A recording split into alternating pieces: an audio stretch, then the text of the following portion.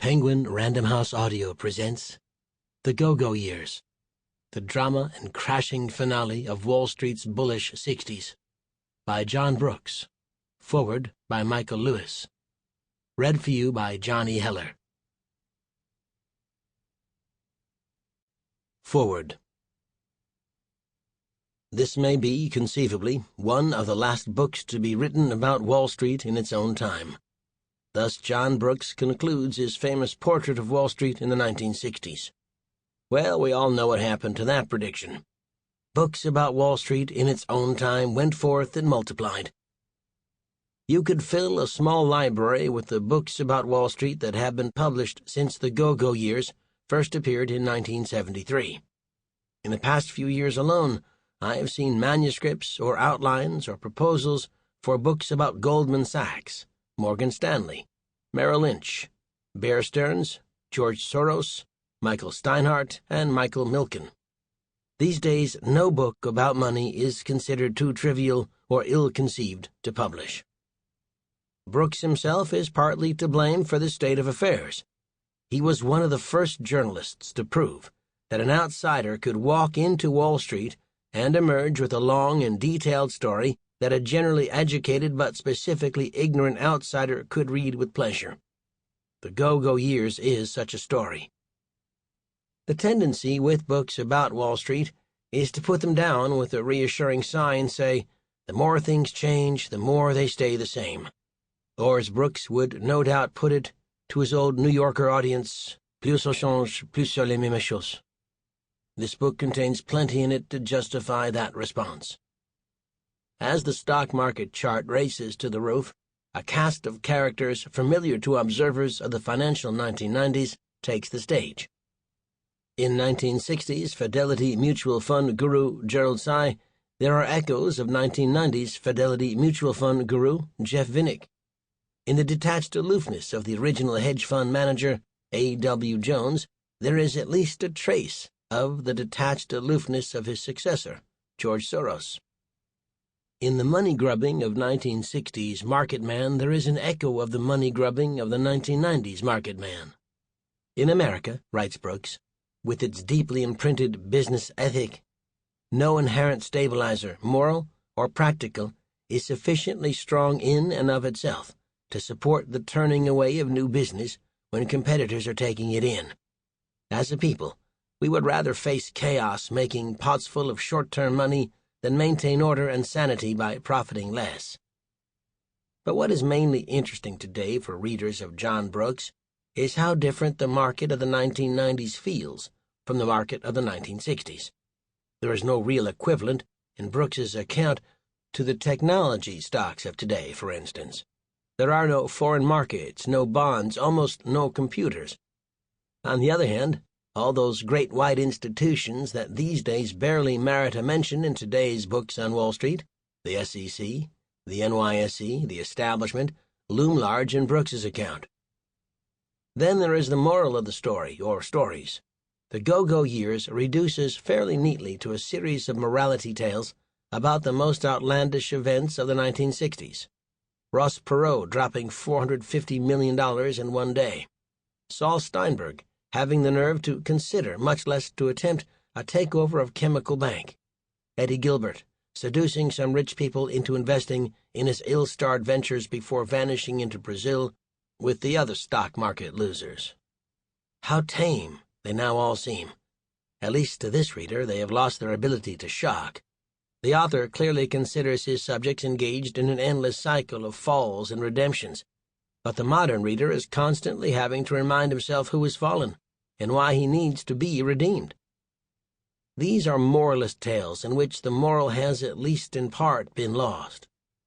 This may help to explain the most curious thing about the Go-Go Years, its tone of voice. Those lovely, long, multi-partite sentences, the glorious arch of the authorial eyebrow, Brooks's palpable feeling that you, gentle reader, are a broadly educated person who instinctively disapproves of these speculators. Brooks's voice is, above all, the voice of the old establishment. The reader Brooks imagines himself to be speaking to is the same shockable character who has vanished from the financial world over the past 30 years. Who on Wall Street these days thinks twice about speculation? Who disapproves of large corporate takeovers? No such person exists, or if he does, he's living on some island so remote that no word of the market will ever reach him. In the end, The Go-Go Years is not to be read in the usual manner of Wall Street classics. You do not read this book to see our present situations reenacted in the past, with only the names changed. You read it because it is a wonderful description of the way things were in a different time and place. If Brooks's sense that the end of the old establishment would mean the end of Wall Street led him occasionally to get things wrong, at least he got them wrong in an interesting way. Wall Street as a social context is apparently doomed not by reform but by mechanization, he wrote toward the end of the book. Already in the early 1970s, a significant proportion of stock trading is being conducted not face-to-face on the floor under a skylight, but between men sitting in front of closed-circuit television screens in offices hundreds or thousands of miles apart.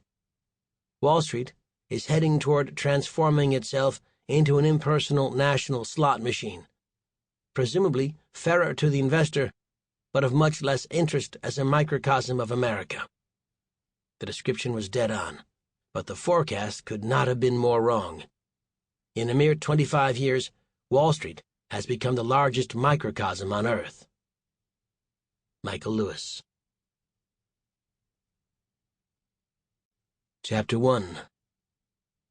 Climax. 1. On April 22, 1970, Henry Ross Perot of Dallas, Texas, one of the half-dozen richest men in the United States, was so new to wealth at 40 that he was not listed in Poor's Register and had just appeared for the first time in Who's Who in America. Only a small fraction of his fellow countrymen had ever heard of him. Many who had met him by happening to sit next to him on airliners had not found him particularly impressive or interesting.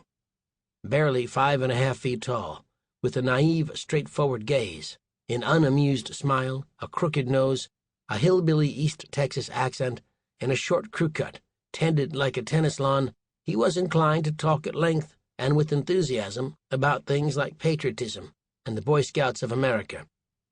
More than anything else, he seemed to be a nice, promising young man who was probably selling something. Yet that day Perot made a landmark in the financial history of the United States and perhaps of the Western world. It was hardly a landmark to be envied, but it was certainly one to be remembered. That day he suffered a paper stock market loss of about $450 million. He still had, on paper, almost $1 billion left afterward. But that wasn't the point. The point was that his one-day loss amounted to more than the total assets of any charitable foundation in the country after the top 5, more than the annual welfare budget of any city except New York, and more not just in figures, but in actual purchasing power than J. Pierpont Morgan was known to be worth at the time of his death in 1913. It was also, quite possibly, more in actual purchasing power than any man had ever lost in a single day since the Industrial Revolution brought large private accumulations of money into being. 2. It was Earth Day. The environment had recently become a national mania, especially among the young, and a group of conservationist leaders, headed by Senator Gaylord Nelson of Wisconsin, had picked April 22 as a day of national dedication to the cause of eliminating pollution in all its forms. Were preposterously large paper stock market profits such as Ross Perot had made to be considered a form of pollution? Quite possibly. In Washington, in front of the Department of the Interior building, 1,200 young people milled around shouting "Off the oil" and "Stop the muck" to protest government leases to oil producers, whose operations were thought to cause pollution. There were anti-pollution rallies of 25,000 or more, watched by the FBI, it became known later, in New York, Chicago, and Philadelphia. In Bloomington, Minnesota, former Vice President Humphrey urged the United Nations to establish an environmental agency to combat pollution around the world, and at Georgetown University in Washington, Senator Birch Bayh of Indiana called for a national agency to conquer pollution as we have conquered space. Interior Secretary Walter Hick Sample complete. Ready to continue?